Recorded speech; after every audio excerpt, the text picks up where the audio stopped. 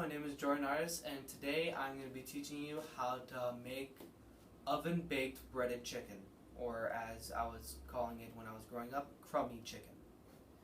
Now, what happens is that it's a very easy and simple to make food, and it's very affordable and doesn't take that much preparation. All you need are cut up chicken or chicken strips, garlic powder, buttermilk, and breading. I first learned this from my mom, who taught me how to make it not too long ago, and me and my sisters grew up with her making it for us, so that's just a little cultural background, if that's defined as culture.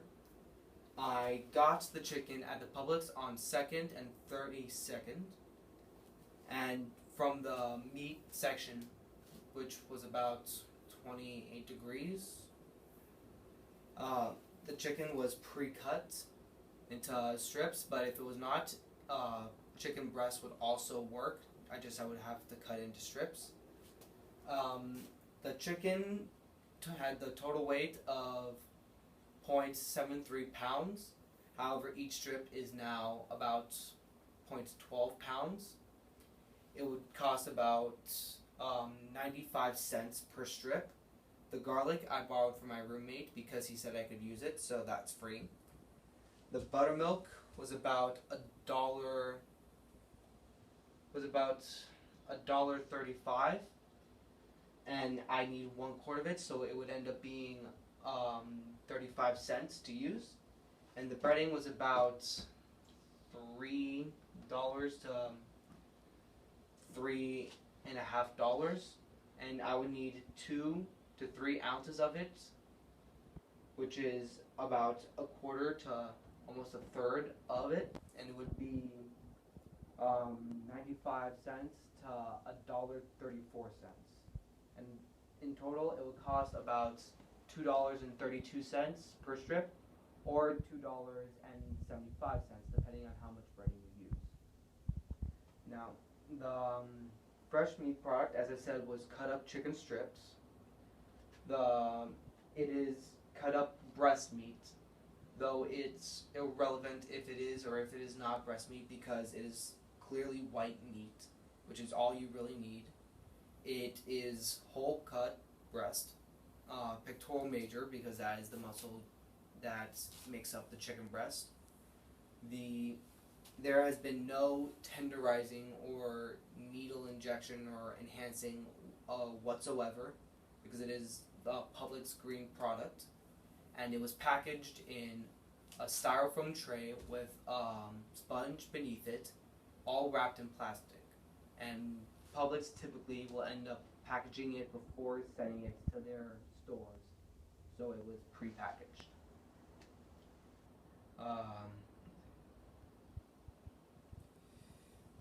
And the products I stored in my fridge for about 7 days, to a little bit more than 7 days, at 28 degrees Fahrenheit in my freezer. Alright, before you do anything, you want to make sure that all your utensils are cleaned. I already have cleaned my my tray, which I'm going to put in the oven, and I have already cleaned my spatula. Now, whenever you go to touch the food, you need to wash your hands with warm water and soap for at least 20 seconds. Also, before you start cooking the chicken, you may want to rinse it off just to make sure that there's no dirt or anything on there, so that way it's completely clean throughout the entire process. Okay, so the first thing you want to do is to turn on your oven and have it preheat to 350 degrees.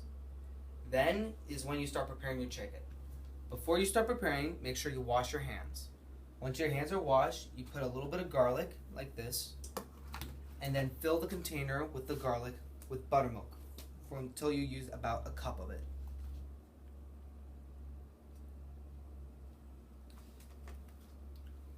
Once you pour the buttermilk, you put the bread in the other container or a plate, using about 1/4 of it. And if you run out of bread, you just use another 1/8. So that way you use at most 3/8 of the bread. Before you touch the chicken, make sure the buttermilk and garlic are mixed in, so that way all of the buttermilk has the flavor of the garlic. Like so.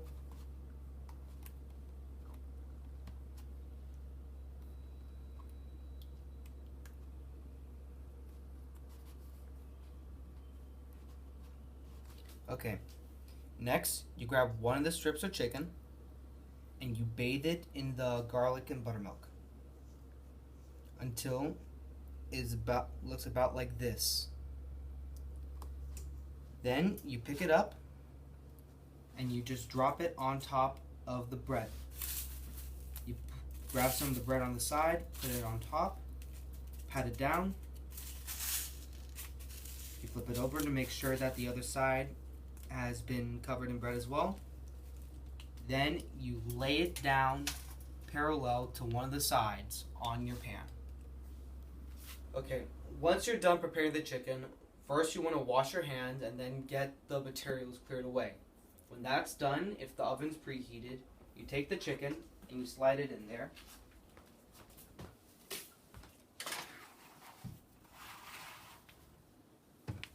And then you set a timer for 30 minutes and leave it there to cook.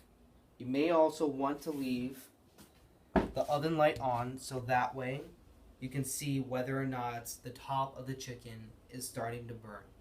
Once it's a little bit brown, that means the top is ready. Once 30 minutes are up, you want to open the oven and take out the chicken.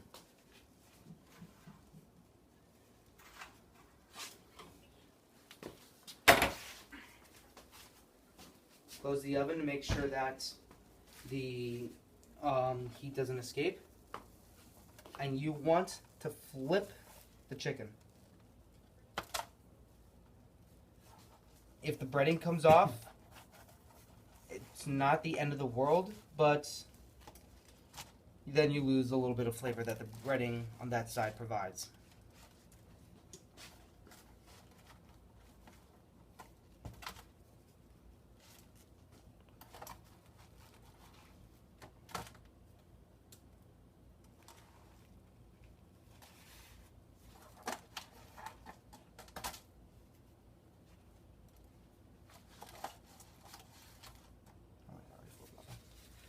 Once you flip it, you want to put it back in the oven.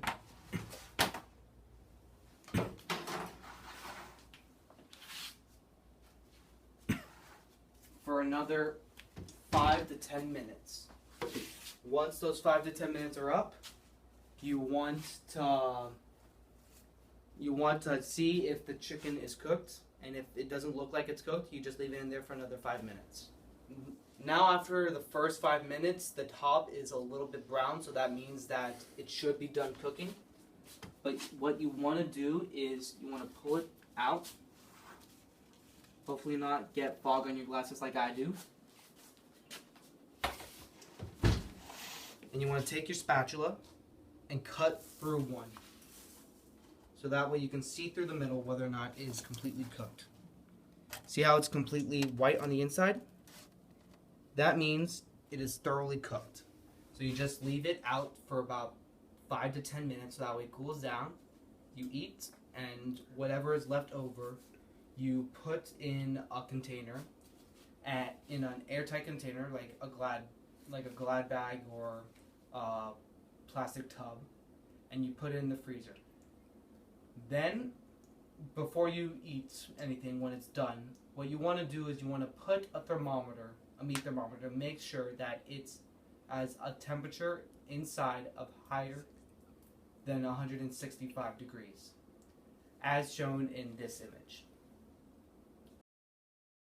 Thank you for putting up with me, and I hope you have a nice day.